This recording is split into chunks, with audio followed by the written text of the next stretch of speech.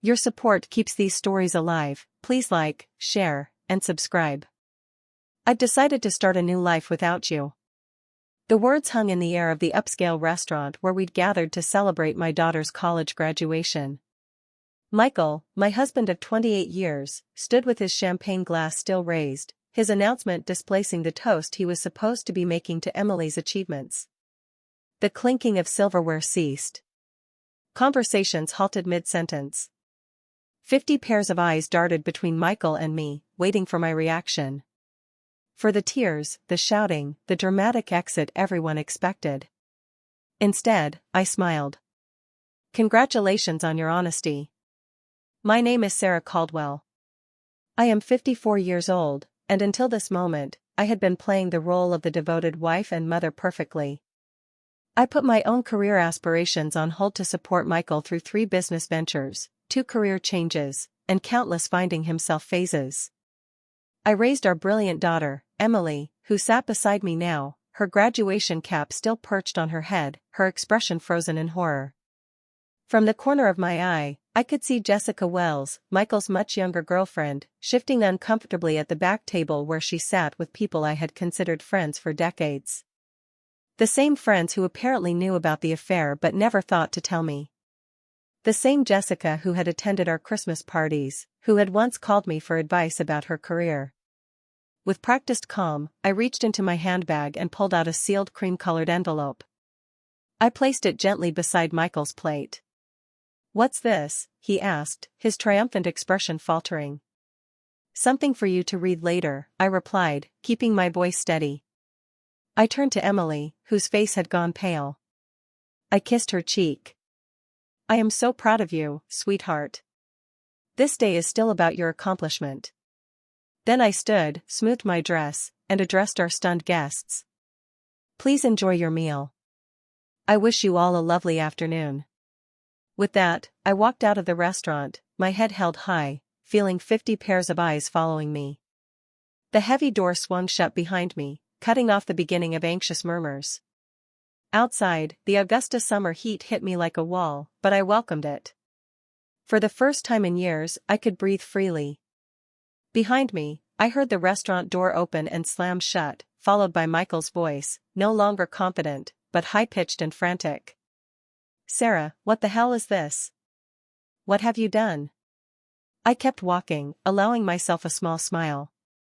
The envelope I'd handed him contained the beginning of my revenge, one I'd been meticulously planning for months. I had always been the practical one in our marriage. While Michael dreamed big and took risks, I maintained the stability our family needed. I was the one who saved for Emily's education when Michael invested unwisely in his friend's restaurant venture. I was the one who worked extra hours as a finance manager at Truvanta Corporation when his midlife crisis led him to quit his stable position to follow his passion selling handcrafted furniture. A passion that lasted approximately 6 months before he grew bored.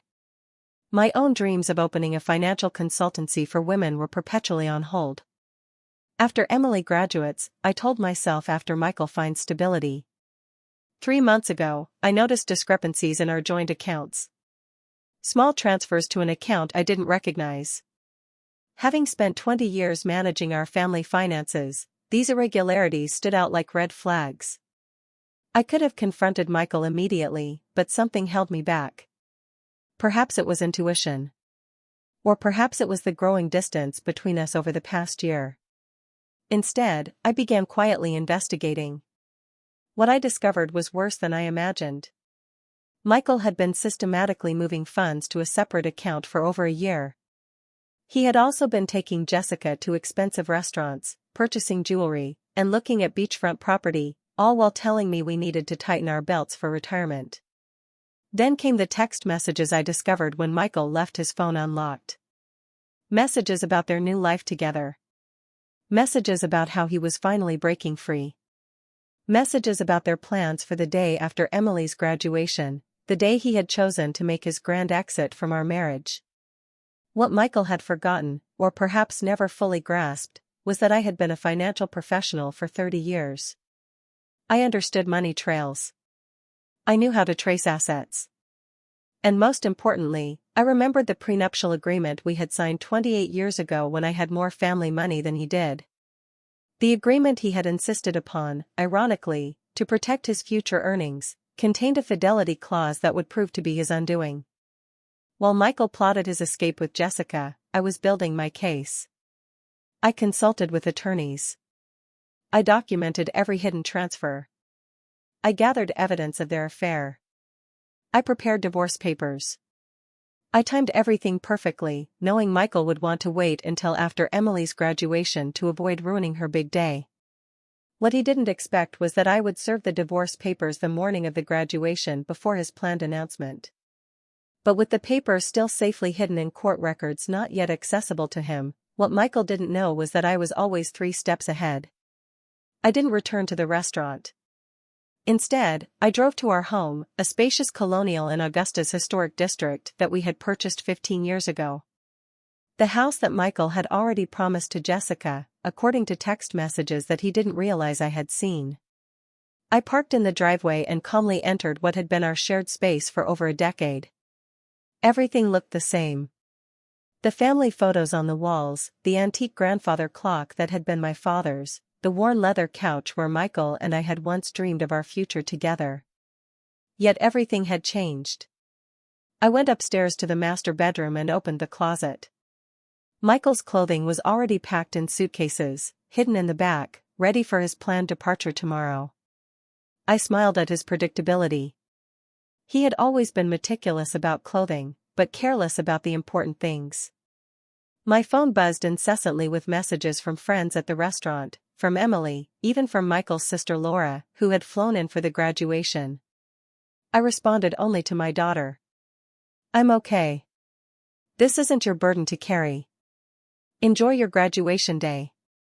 I love you." I had protected Emily from the truth for months, not wanting to overshadow her final semester with family drama. She would be angry that I hadn't told her, but I knew she would understand eventually. Emily had inherited my practicality along with her father's charisma, a powerful combination that had helped her graduate with honors. 3 hours later, I heard Michael's car in the driveway. The front door slammed open. "Sarah," he shouted, his voice echoing through the house. "Where are you?" I was sitting in the living room, calmly reviewing documents on my laptop. I closed it as he stormed in, his face flushed with anger, the envelope clutched in his hand. "What is the meaning of this?" he demanded, waving the papers. "You served me with divorce papers today of all days." "I thought it aligned nicely with your plans," I replied calmly. "You wanted to start your new life. I'm simply helping facilitate the transition." "You had no right to." "I had every right." I interrupted, my voice steady. "Just as you had every right to choose Jessica. We all make choices, Michael." "The prenup expired years ago," he said, his voice suddenly smug. "Any lawyer will tell you that." I allowed myself a small smile. "Actually, it didn't. Section 12 specifically states that the fidelity clause remains in effect for the duration of the marriage. Your lawyer should have explained that to you." "Oh, wait. You didn't consult one, did you?" The color drained from his face as reality sank in. The prenup he had insisted upon to protect his potential wealth would now cost him everything. The house, the vacation property in Savannah, his portion of our retirement accounts. His grand gesture at the restaurant had just become the most expensive announcement of his life. "You can't do this to me," Michael said, collapsing onto the couch. "We built this life together, and you chose to end it," I replied, though not in the way you planned. Michael's phone buzzed persistently in his pocket. He glanced at it, then ignored it. Jessica, no doubt wondering where he was and why he wasn't following their carefully orchestrated plan. "You've always been calculating, Sarah. But this is cold," he said, trying a different approach. "What about our history? 28 years together means nothing." I studied him. This man I had loved for nearly 3 decades. The man who had held my hand through 2 miscarriages before we had Emily. The man who had once surprised me with a weekend trip to Charleston for our 10th anniversary. When had he changed? Or had he always been this person, and I had been too devoted to notice? Our history meant everything to me, I answered truthfully. That's why your betrayal hurts so deeply. His expression softened momentarily, perhaps seeing an opening. Then maybe we can fix this. I made a mistake. People make mistakes. This wasn't a mistake, Michael. This was a calculated plan spanning more than a year. You systematically moved our money. You looked at property with her. You planned to announce our separation publicly to humiliate me. His face hardened again. You're exaggerating. Am I? I picked up my phone, opened the recording app, and played his own voice. After the graduation, I'll tell her it's over. A public setting is better. She won't make a scene in front of everyone. Then Jessica's voice. And she has no idea about the money. Michael again. None. Sarah trusts me completely. That's her weakness. The blood drained from his face. You recorded our conversations? That's illegal. Not in Georgia when one party consents, I responded. And not when it's in your own home. I didn't record your private moments with Jessica. I'm not cruel, just the conversations about your plans to defraud me. Michael stood suddenly, agitated. I need to make some calls. Of course, I said. Your attorney might be a good start. I'll be staying at Laura's tonight. Laura's? He sputtered. My sister's house. I nodded. She's quite upset with you actually. She was the one who first spotted you and Jessica together last Christmas. She didn't tell me immediately. She confronted you first. You promised her it was nothing, that you would end it. When she realized you hadn't, she came to me. This was another blow he hadn't anticipated. Laura and I had always been close, but Michael never imagined his own sister would choose my side. Everyone's betraying me, he muttered. Ironic, isn't it? I gathered my purse and a small overnight bag I had packed earlier. You have until tomorrow evening to remove your things from the house. After that, the locks will be changed.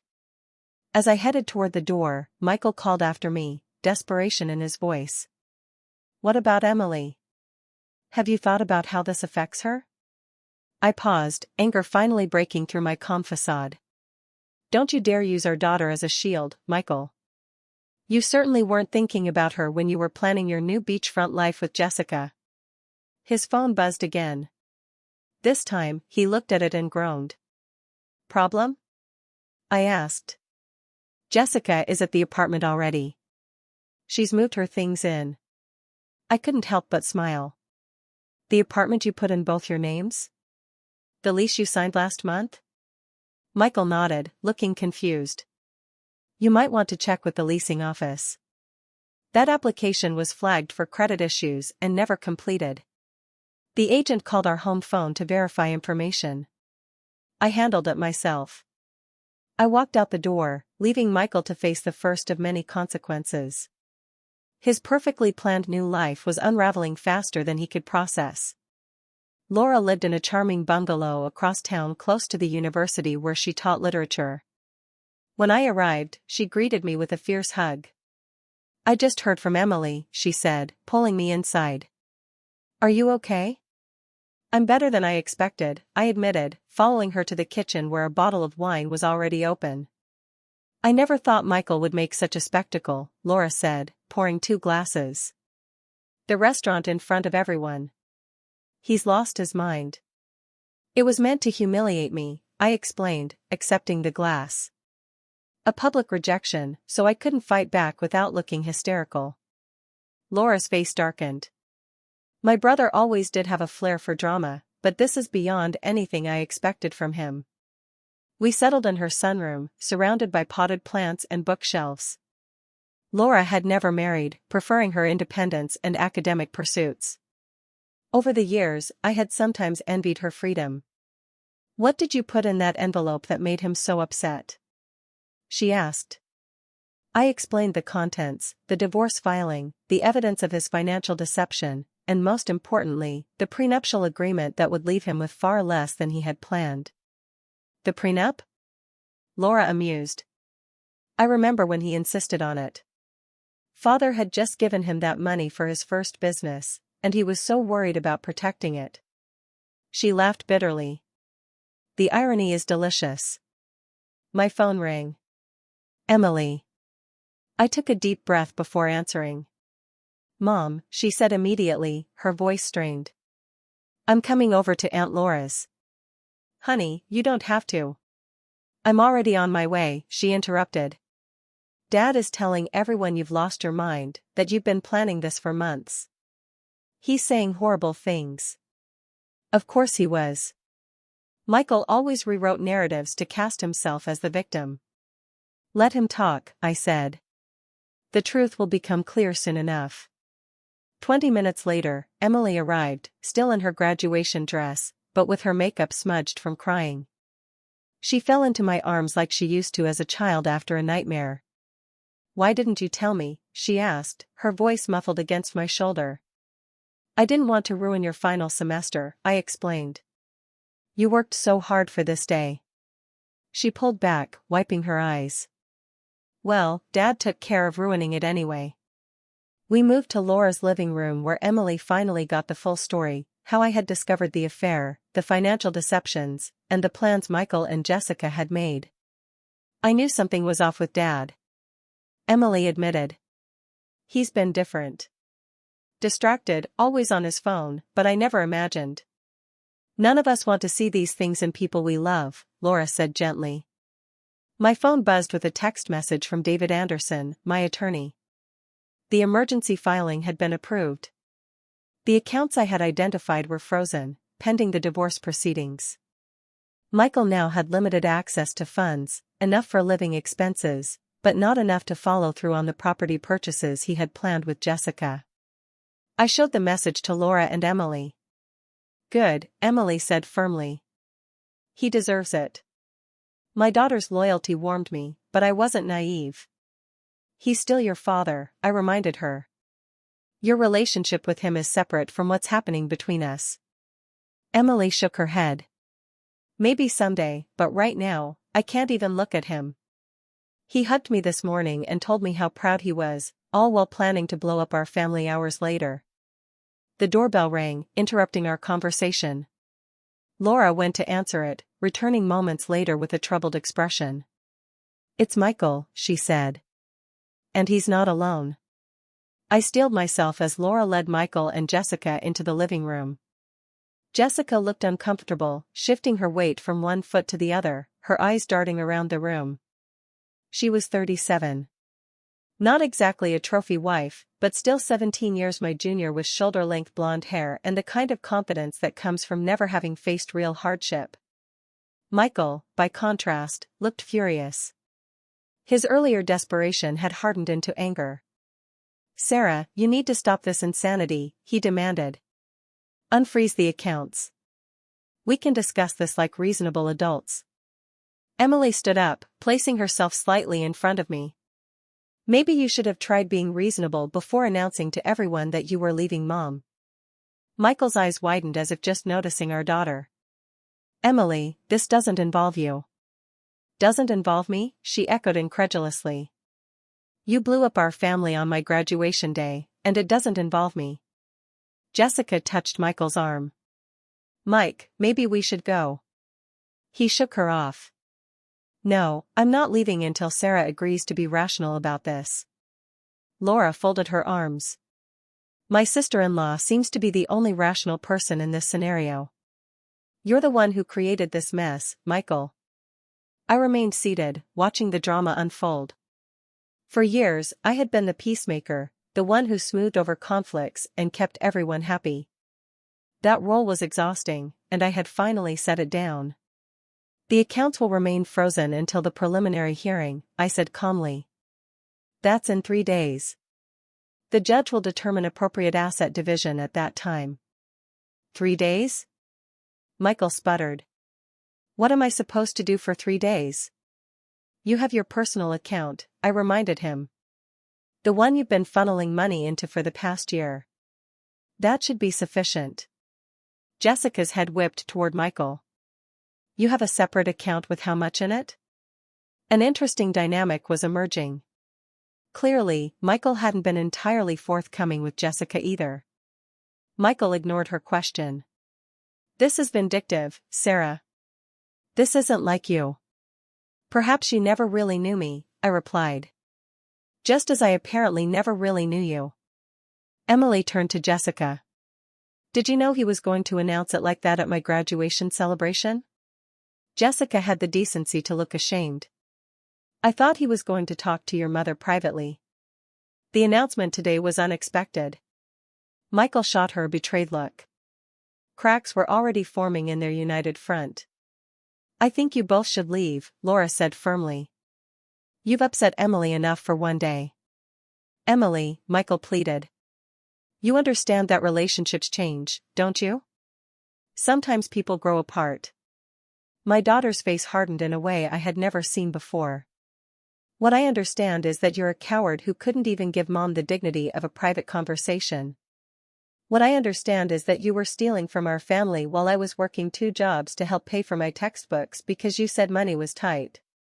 Michael paled. "That's not how it was." "It's exactly how it was." Emily cut him off. "Please leave, Dad. I can't look at you right now." The silence that followed was deafening. Finally, Michael turned to go, Jessica trailing behind him. At the door, he paused and looked back at me. "This isn't over, Sarah. I'll fight you on this." I met his gaze steadily. "You're welcome to try." After they left, Emily collapsed next to me on the sofa, tears streaming down her face. "I've never talked to Dad like that." I wrapped my arm around her shoulders. "Sometimes standing up for what's right is painful." Laura brought us fresh glasses of wine. "To new beginnings," she said, raising her glass. Indeed, I thought. This ending was just the beginning of something new. The preliminary hearing took place in a small courtroom on a rainy Tuesday morning. I arrived with my attorney, David, while Michael came with a lawyer he had hastily retained, a young associate from a firm that specialized in corporate law, not family matters. Michael's poor choice of representation was yet another consequence of his rushed planning. The judge, an older woman with sharp eyes and no patience for dramatics, reviewed the prenuptial agreement carefully. "This document appears to be in order," she said, looking over her reading glasses at Michael's attorney. "Do you contest its validity?" The young lawyer cleared his throat. "Your Honor, we believe the agreement has expired due to the length of time that has passed. Section 18 clearly states that the duration is for the term of the marriage plus any legal proceedings resulting from its dissolution." The judge read aloud. "There is no expiration date indicated." Michael leaned forward to whisper urgently to his lawyer, who looked increasingly uncomfortable. Furthermore, the judge continued, "The evidence of systematic fund transfers appears to violate the financial disclosure requirements in Section 23. She shuffled through the papers, then looked up. "I am ruling to maintain the freeze on joint accounts pending full financial discovery. Mr. Caldwell's personal account will remain accessible to him. The family home will remain in Mrs. Caldwell's possession during proceedings, as stipulated in the prenuptial agreement's infidelity clause." Michael's face flushed dark red. "This is outrageous," he muttered loud enough for me to hear. The judge fixed him with a stern look. "Mr. Caldwell, I suggest you review the agreement you signed more carefully. This court will reconvene in 30 days for the full hearing after discovery is complete." As we left the courtroom, Michael caught up to me in the hallway. "Sarah, please. We need to talk about this reasonably. 28 years together has to count for something."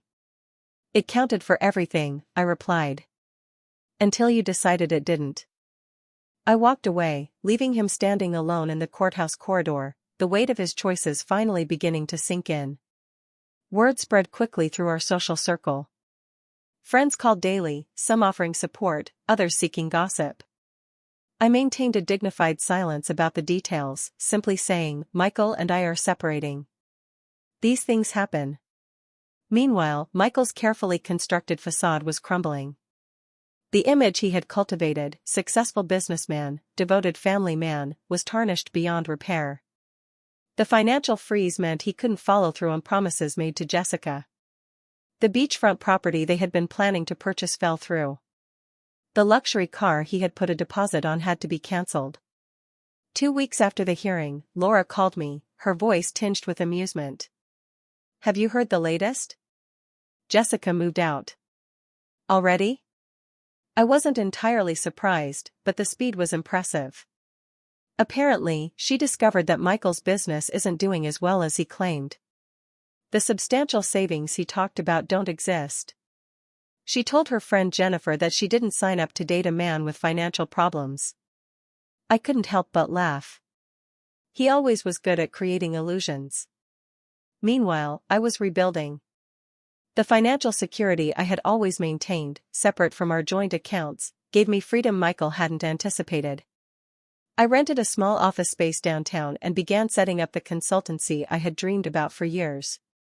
My first clients were 2 women going through divorces of their own. Word of mouth brought more. I specialized in helping women understand their finances during major life transitions, divorces, widowhood, career changes. The work was immediately fulfilling in a way my corporate job never had been. Emily, who had accepted a job with a marketing firm in Charleston, called me regularly. "I'm so proud of you, Mom," she told me after I described my growing client list. "You're helping people during their worst moments." "I'm just doing what I wish someone had done for me earlier," I replied. Preparing women for whatever might come. Being needed for my expertise rather than my caregiving was a novel and empowering experience. The final divorce hearing fell on what would have been our 29th anniversary. A fitting end to a chapter of my life that had lasted nearly 3 decades. Michael arrived looking haggard. I later learned that his business was struggling without my financial support and guidance. Jessica was long gone, already dating a real estate developer from Savannah. Most of our mutual friends had distanced themselves from him after learning the full story of his deception. The judge upheld the prenuptial agreement in its entirety. Michael left with his personal possessions, his struggling business, and the money in his private account, which, after paying his attorney, was barely enough to secure a small apartment. I retained our home, my retirement accounts, and 70% of our joint investments, exactly as the prenuptial agreement stipulated in cases of infidelity. The justice was poetic. The very document Michael had insisted upon to protect himself had become his downfall. As we left the courtroom, Michael approached me one last time. "I made a terrible mistake," he said quietly. "Is there any chance we could?" "No," I interrupted. Gentle but firm. "That door is closed." "I understand," he replied. And for once, I believed he did. "I hope you find happiness, Sarah. You deserve it." It was perhaps the first honest thing he had said to me in years. 6 months later, my consultancy, Caldwell Financial Transitions, was thriving. I had moved from the small office to a larger space and hired 2 associates. I specialized in helping women secure their financial futures, particularly through major life changes. Emily visited often, proud of what I had built. "You know what's ironic?" she said during one visit. "If Dad had just been honest from the beginning, he might have kept half of everything." "Sometimes people can't see beyond what they want in the moment," I replied. The woman who had once defined herself as Michael's wife and Emily's mother had discovered a new identity. Mentor, business owner, and advocate. The envelope I had handed Michael at the restaurant hadn't just been my escape plan. It had been the key to a door I never knew existed. Behind it, I found not just revenge, but reinvention. In securing my financial future, I had also reclaimed something far more valuable, myself.